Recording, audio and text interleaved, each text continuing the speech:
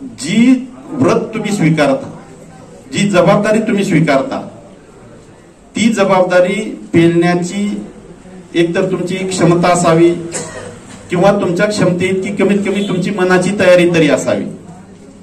दुसरा महत्वाचा मुद्दा असा आहे की जेव्हा तुम्ही लाखोच्या संख्येने निवडून येता तेव्हा तुमची नैतिक जबाबदारी आहे की त्या स्वीकारलेल्या प्रोफेशनला म्हणा किंवा त्या स्वीकारलेल्या म्हणजे राजकारणाला व्रत जरी म्हणलो तुम्ही तर त्याला एक न्याय देण्याचं काम करणं ही तुमची जबाबदारी.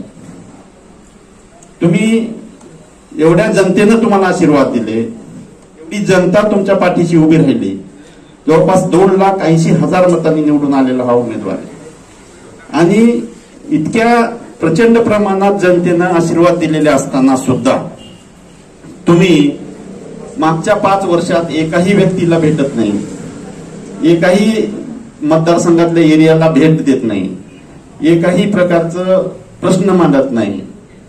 मग पुन्हा मत मागण्याचा अधिकार आहे का? आणि तुम्ही सुज्ञ नागरिक आहात. लोकशाहीची दोन्ही बाजू आहेत. नागरिकी सुज्ञ असताना नागरिकांनी जबाबदारीनं मतदान करणं ही लोकशाहीची सगळ्यात पहिली गरज आहे. लक्षात घ्या. जर लोकशाहीमध्ये निवडणुका केवळ पैशाच्या जोरावर जर चालू राहत असतील तर भ्रष्टाचार होऊ नये असं म्हणणं हेच मुळात चूक आहे. जेव्हा उमेदवार 25 कोटी खर्च करतो, 50 कोटी खर्च करतो, तो काय कसं म्हणजे कुठून करणार? तुमच्याकडूनच करणार आहे. आणि हे करत असताना तुमची जबाबदारी आहे की योग्य उमेदवार निवडून देणं. आणि ही गोष्ट मी सगळ्या हजारो लोकांच्या सर्वसामान्य जनतेसमोर बोलू शकत नाही एवढ्या रोखठोकपणे. तुमच्या समोर का बोलतोय? जबाबदार नागरिक आहात तुम्ही, सुशिक्षित नागरिक आहात. ही बैठक सुशिक्षित नागरिकांची आहे आणि यामध्ये आपण आपली जबाबदारी ओळखून जर मतदान केलं तर तुम्ही तुमचे नक्की आशीर्वाद माझ्या पाठीशी उभे कराल असं मला 100% वाटतं. कारण ज्या पद्धतीनं मागच्या काळात घटना घडत आहेत, ज्या पद्धतीनं मागच्या काळातलं सरकार चालवलं जात आहे, हे सरकार हुकुमशाहीकडे वाटचाल करत आहे. मागच्या 2.5 वर्षापासून ड्यू असलेल्या जिल्हा परिषदेच्या निवडणुका होत नाहीत, पंचायत समितीच्या निवडणुका होत नाहीत, महानगरपालिकेच्या निवडणुका होत नाहीत. म्हणजे याचा अर्थ असा आहे की हळूहळू निवडणुका घ्यायच्या नाहीत, आता बारक्या बारक्या होत नाहीत, पुन्हा मोठ्या होणार नाहीत.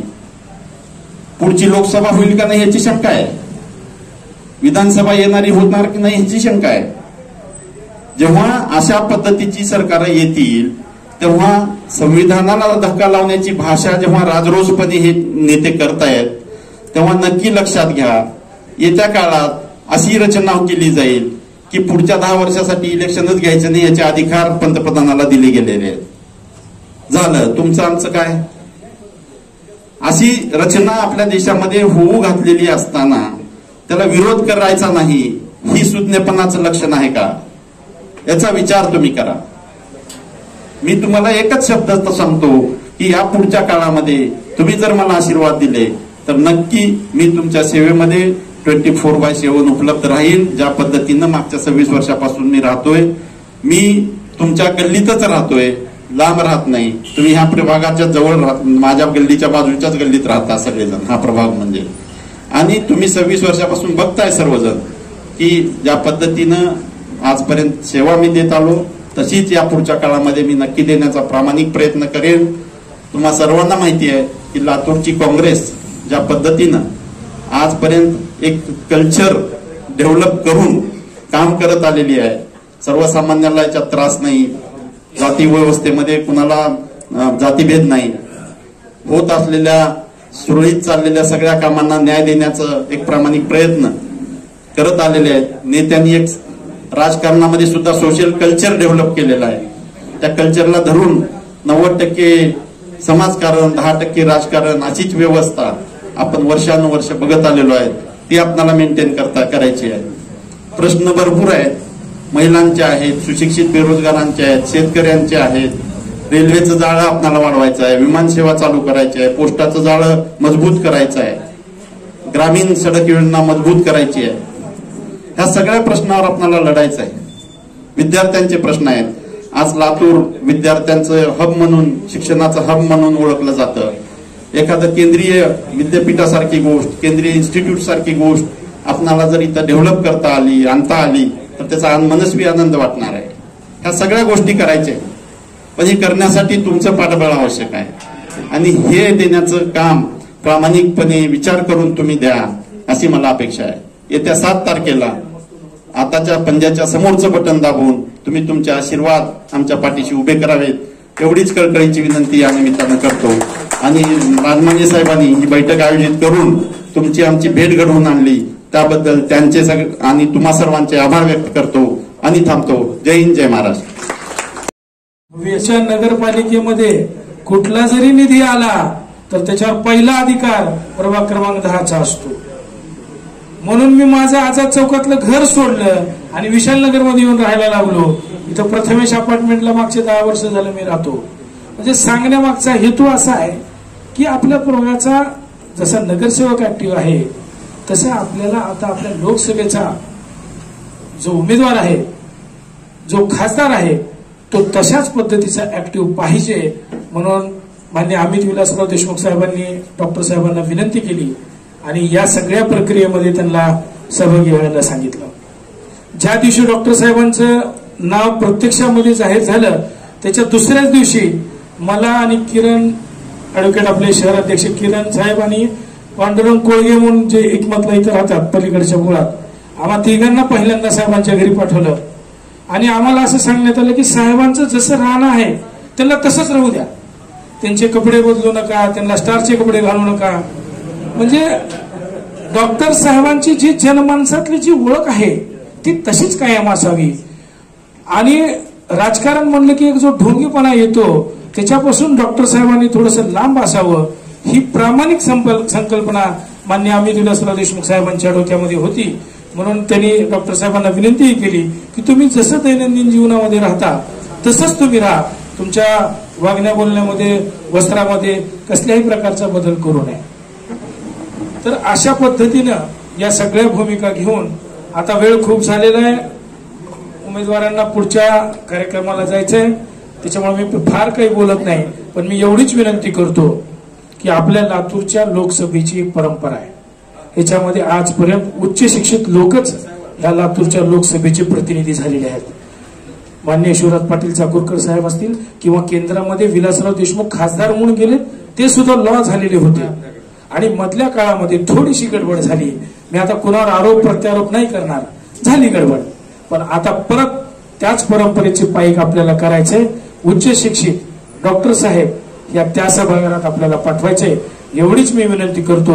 आणि येणाऱ्या 7 तारखेला आपण हाताच्या पंजासमोरचं बटन दाबून डॉक्टर साहेबांना प्रचंड मतानं विजयी करावं. आणि विशालनगर मधून विशेषतः सगळ्यात जास्त मतदान विशालनगरच्या भागातनं आणि प्रभाग 10 मधनं व्हावं. कारण आपला नगरसेवक हा तळमळीनं काम करतो, धडाडीनं काम करतो. तो तुमच्या प्रभागात जसं घुसून काम करतो तसं लातूर शहराच्या काँग्रेसमध्ये सुद्धा त्याची भूमिका तशीच आहे. इव्हन कधी कधी तर अशी वेळ येते की अमित साहेबांना सुद्धा सांगावं लागत नाही, त्याच्या आधीच दीपक सुरणी ते सगळं तयार करून ठेवलेलं असतंय. त्याच्यामुळं मी सगळ्यांना विनंती करतो की आपण 7 तारखेला वेळेवर जाऊन मतदान करावं आणि आपल्या नेत्याला निवडून द्यावं. आपण आला, मी सगळ्यांचे व्यासपीठावरील सध्या सर्व मान्यवरांचे आणि आलेल्या सर्व मान्यवरांचे या ठिकाणी आभार मानतो आणि ही बैठक संपली असं या ठिकाणी घोषित करतो.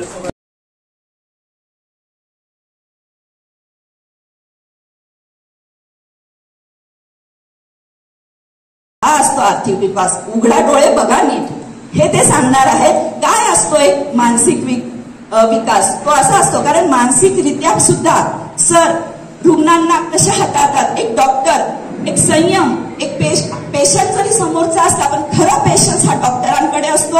आणि 23-24 वर्षांच्या कालावधीमध्ये त्यांनी जे काम केलं आहे तो पेशंट नक्कीच त्यांच्याकडे आलेला आहे. कारण की पेशंटची व्यथा म्हणा, शारीरिक मानसिक व्यथा हे त्यांना हाताळणं खूप चांगलं जमतं. खूप अशा गरजू पेशंटचं त्यांनी खूप चांगल्या पद्धतीने मदत केलेली आहे.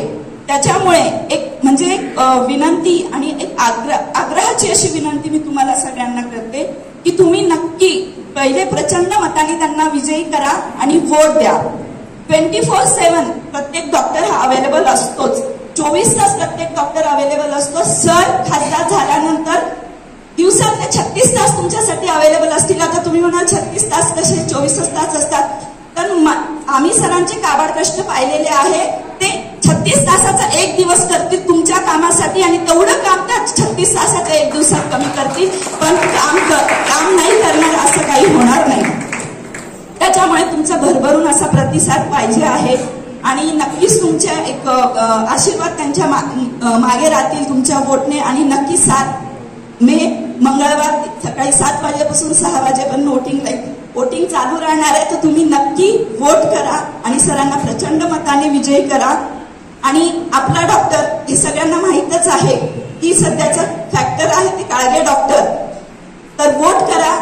काळगे डॉक्टर सध्याचे फॅक्टर आहेत आणि बाकी सर्वांना करा एक्स, म्हणजे माझी सगळ्यांना करा X factor. Thank you so much. मी स्वतः त्याचा सत्कार करतो.